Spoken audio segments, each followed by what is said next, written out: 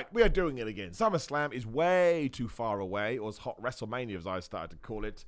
But I think we should predict the thing before it does make sense. It doesn't make any sense to do it now, so let's do it. And we'll start with the obvious one. We don't even need to talk about this because it's not me predicting it.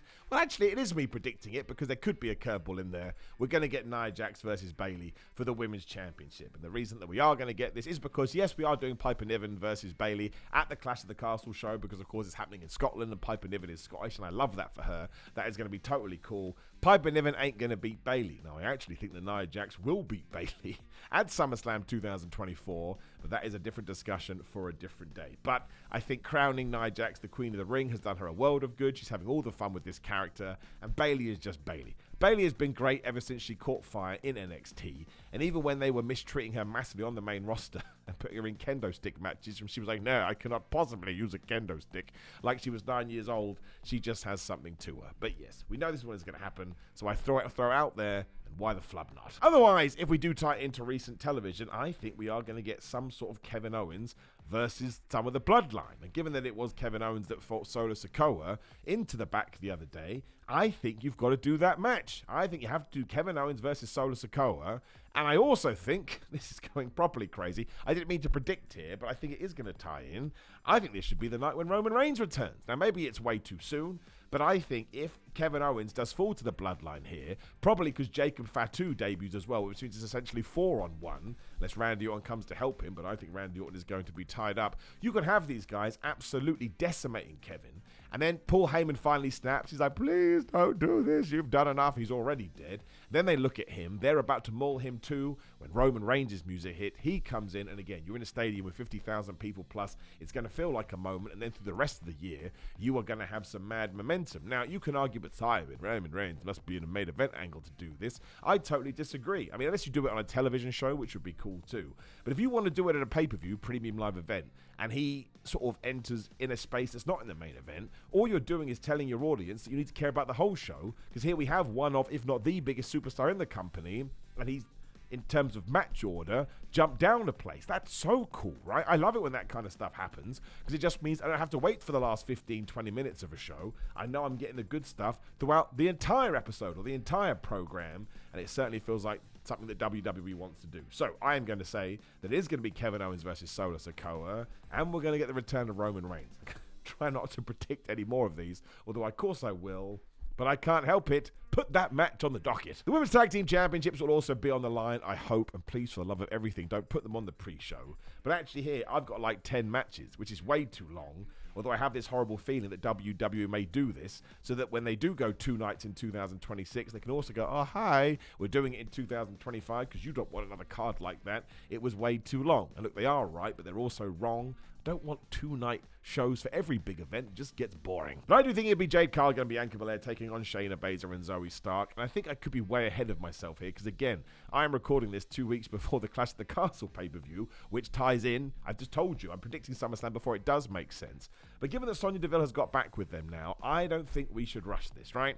It's not like they put women's tag team matches on every show anyway. So I would really like to build this up over the next couple of months. I would really like to establish Shayna Baszler and Zoe Stark as a tag team, because I think they are really good. And if they do re-embrace Sonya Deville and she's the reason they get on this momentum, there's no reason we can't get to Hot WrestleMania, which is, I'm calling SummerSlam now because I'm an idiot, and have them beat Jade Cargill and Bianca Belair. Sonya Deville can absolutely get involved. She can cast distraction. She can cast interference. And then hopefully we can do something with these belts, because WWE still treats them like they don't matter, and it absolutely drives me crazy. Now, I guess you could then start teasing that Jade and Bianca are going to fall out, because I presume they are going to fight at WrestleMania 41. And it depends how patient you want to be with this and how much you can draw it out. I'd be totally fine if you think you can make it like 7 months, whatever it will be. But it's an interesting one. I really hope, because we were giving it to Belair and Cargill, that we were going to get behind these championships. And I just don't think that we have. I know I care so much, but I really, really do. But given that Shayna and Zoe have been a tag team for ages, and now they may be able to get a manager as well, let's not throw it out the window. Let's give it some proper love. Here is an absolute random one for you too, but I do think we have enough time. I think the SmackDown Tag Team Championship match, I think the World Tag Team Champions, are going to be DIY, who will beat Grayson Waller and Austin Theory at Clash of the Castle, and I think they're going to be taking on the GOD, the Gorillas of Destiny. Now, it seems to me at SummerSlam we may also get Waller versus Theory, because we're teasing that breakup, but I haven't put that down here now because I don't want to get too ahead of myself.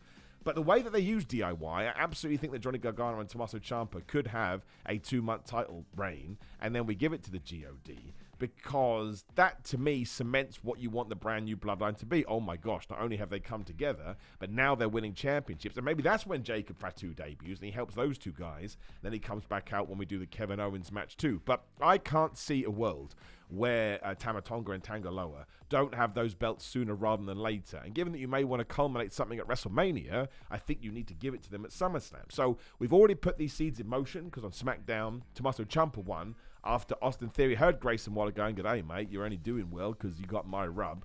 And then Johnny Gargano will take on Grayson Waller next week, which will then set up that match again at the next Premium Live event. And I think they're going to lose, and it will be DIY versus the GOD, with the GOD winning. Now, even I think this sounds like absolute baloney, but I've said it now, and I feel pretty confident, so I'm putting it out there and I'm sticking to it. I'm also amazingly confident when it comes to the US Championship, mostly because, again, we go to SmackDown. LA Knight was just walking around the backstage area going, Logan Paul? No. Are you Logan Paul? No. So he looked down at camera lens like I'm doing now, and he said, "Logan Paul, I want your championship." And that's what we should do, because it's coming from Cleveland, I think, which is Logan Paul's hometown.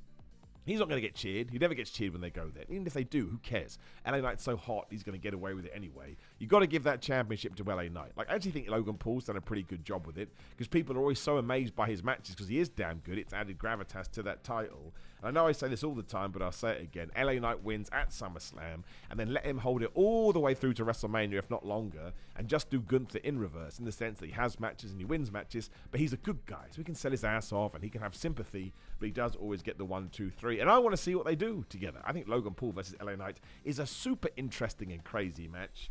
But yeah, I think that one is going down at SummerSlam. Pretty sure about it. And we'll stick with the mid-tier title belts too, because of course when it comes to the Intercontinental Championship, if it's not Chad Gable versus Sami Zayn, what the flub are we doing? And we've essentially already set this up because of course at the last Premium Live event, Chad Gable didn't get beat, and now he's berating Otis and he's berating everybody else. And I guess maybe we'll do something at Clash of the Castle. But even if we do, and even if Sami Zayn beats him again there, just find a way to do it again at Hot WrestleMania, because I think that's when Chad Gable should win the damn thing. Because, I mean, you could even have Otis help him on purpose by accident. Maybe he does go heel for a little bit before he actually goes, "No, I've made a mistake," and goes babyface. But if Chad is going to be this super duper mega heel, which he has been doing, he needs justification for it. Otherwise, if he doesn't win the belt, he looks like an absolute goober. It's like, well, great. You made all these decisions, and where did it get you? Exactly where you were. You may as well Google mapped to your own house. And it's Sami Zayn, man. He can lose. He did used to lose over and over again, and we still loved him. And it just sets up a situation where you just know that Chad Gable isn't going to win clean. In fact, he shouldn't win clean, because he's such a terrible person now. You just want to continue to make him a worse and worse person. The way to do that is via cheating. So it would mean that we change both mid-tier titles, but again, I don't think that's the end of the world, because it would give a important edge to SummerSlam. But I'm convinced that we are going to get Chad Gable versus Sami Zayn. Chad Gable is walking away with the belt. And I think it's going to be AOP versus The New Day for the men's Raw Tag Team titles. I mean, I'm pulling this out of my butt now, but we may as well have some fun, otherwise what's the point of it? But we have got into this with Karrion Kross on Raw. I don't think the Awesome Truth are going to hold it for a long time. I do think the Authors of Pain are going to beat them, probably at Clash at the Castle. Again, that's why that pay-per-view Premium Live event there is really interesting. And then you go straight into the New Day feud. Now, I actually think the New Day will lose. I think Kofi Kingston and Xavier Woods will lose, and will give Authors of Pain a sort of run, because they absolutely need it. Like, the New Day, as far as I'm concerned, are one of the best teams ever, and I'm in love with Kofi Kingston and Xavier Woods, because they're so much fun. They totally get wrestling. So if you are trying to bolster the tag team scene, which I'm hoping that we are doing, you should give the belts to the Authors of Pain, and they should rough people up for a while. I don't want this to be a squash, but other matches should be. And of course, that takes Awesome Truth out of the picture, which would make me sad. And you probably do need to get The Miz involved somehow, because it's his hometown as well. Maybe he can be the special guest host. Again, we're trying to make it Hot WrestleMania. But I don't... Well, I guess they could get... Maybe it's a three-way, actually. Maybe it's AOP versus New Day versus the Awesome Truth. I'm going to change it on a whim, because I do think we'll work The Miz in there. And everybody loves Truth. He's my favorite person in the world, too.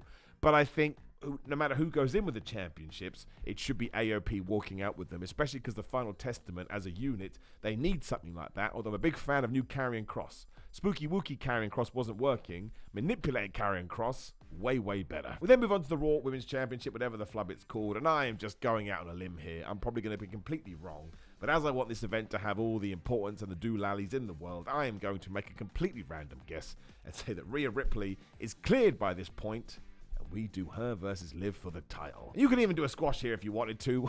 I love Rhea Ripley that much. I wouldn't mind it at all, but actually then again, probably don't do that. And actually, you could probably pull a fast one here, even though you shouldn't do it. But if you want Dominic Mysterio to reveal his true colors and team up with Liv Morgan at SummerSlam 2024, you would get an amazing response from the crowd, and Rhea Ripley would get so much sympathy, it may actually boost her up the chain. But a much better way of boosting her up the chain is she comes back and she wins a championship back, and she looks at Liv Morgan and says, well, you shouldn't have taken my man, and you shouldn't have taken my leg, and you shouldn't have taken my title. Now, if it's not Rhea, I really don't know who it's going to be. I do think we'll do something with Lyra Valkyria, but I think it will happen way before this. I suppose you could hold off. That would probably be my plan B, right? And then Liv Morgan can just win. But I don't want to stand on ceremony here, Mr. Wayne, and I'm going to hope that given that so many people come back so quickly from these injuries, that somehow Rhea Ripley has had a super duper recovery and she can be back involved too. And of course, this ties into the Becky Lynch thing, who does sound like she's taken a massive sabbatical. I just want to say good for her. I mean, if you actually go through her career and how much she's given to it, she deserves some time off. I've seen some really stupid stuff on the internet and it grinds my gears, but we'll just move that to one side. But Liv Morgan versus Rhea. Let's try and manifest it into existence now, because then we may actually get it. Before we get to our main event too, though, I do think there's going to be some sort of multi-man match, just because you've got a Ricochet, you've got an Ilya Dragunov, you've got a Bronson Reed, you've got a Bron Breakker, you've got a Finn Balor, and you've got an Andrade.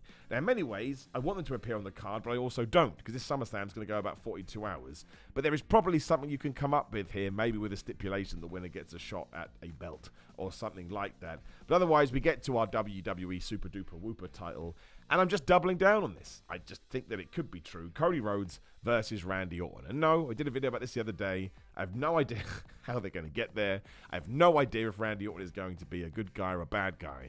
But the WrestleMania seasons feel like they're just jam-packed at the moment. There's too much congregation, so you can't do it there, which is when I originally thought we were going to do it. So let's just get it done. As I always tell you, one day I'm going to be dead, so why wait? Why be patient? It's a feud that could be absolutely brilliant in the sense they have such personal history together, both in the ring and outside the ring. They've been friends for a long old time, and if you let them cook on the microphone, my word, everyone could go into this with that wonderful feeling going, maybe Randy Orton is going to win that championship, and I probably would have him win it too, because we've got the rest of 2024. You can do like what we did last year when they do a 3-match series. We get to a Survivor Series, or whenever you do one, and Cody then wins his belt back, which means he's ready for WrestleMania season when he finally puts the title on the line against The Rock, which is absolutely what we're going to do and what I want us to do. I think that will be really fun, but it doesn't mean he has to hold it for that long. I always go back to Stone Cold Steve Austin versus The Rock when those two potatoed around the things, and that's because they were very good at their job and they understood how to put it in positions where you weren't mad at it. You wanted to see what was going to happen next. And yeah, you can do SummerSlam, and then you can do a pay-per-view in between, and then you can do Survivor Series, or maybe you'd hold it off to the Royal Rumble. I'll take Cody Rhodes versus Randy Orton at the Royal Rumble, and I also think it re-underlines what a big star Randy Orton is. Not that we need to be told, but he should still be winning world championships. There aren't that many people in his position that I would advocate for, but he's just a little bit different, and I don't actually know why. So there is my card for SummerSlam. I'm just going to run it down from the top in case I forgot anybody. But Cody Rhodes versus Randy Orton, Nia Jax versus Bayley. I did miss one. I missed the World Heavyweight Championship. It's right here. Well, I'll just tell you. Drew McIntyre versus Gunther versus Damian Priest is what I've gone with. I do think that Drew will beat Damian at Clash at the Castle because we have to do that. I don't think CM Punk is going to be ready. I think Gunther has to be involved because he won the King of the Ring, but I don't think we should throw Damian Priest to the side either. And because they're not going to be the main event, because I think Cody and Randy will do that, they could actually be in a different spot, and you can do the three-way. Like if it was WrestleMania, you could probably do a one-on-one match on night 1 or night 2, but we only have one night, so let's do a three-way and have some fun with it, and then you separate those matches, and it separates them from the rest of the people on the card too.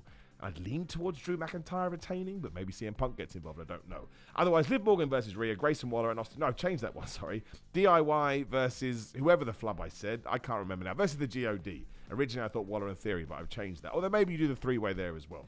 AOP versus New Day versus The Awesome Truth. Chad Gable versus Sami Zayn. Logan Paul versus LA Knight. Jayden Bianca versus Shayna and Zoe. Kevin Owens versus some Bloodline. Roman returns, as I've written here. And maybe a multi-man match. Now that I've read it out loud in the most ridiculous, over-the-top way, I don't think any of that is true. But again, what's the title? Before it makes sense. Now, of course, let me know your early SummerSlam card in the comments below. Like the video, share the video, and subscribe. Head over to GrillerMind.com and use code Simon, GrillerMode.com/Simon to get 10% off these, and they ship worldwide too. They're fitness supplements you want. Trust me. Otherwise, it's Patreon.com Facebook.com/Simon316. I'm at 316 on Instagram and Twitter. Also on Threads and TikTok and Cameo at Simon Miller and all of these things. Just come and find me if you want to engage in any way. And there's merchandise too at Pro Wrestling Tees and Samson Athletics. Again, links are all down there. And that's it. Even I think that was a stupid lineup. But I am a stupid person.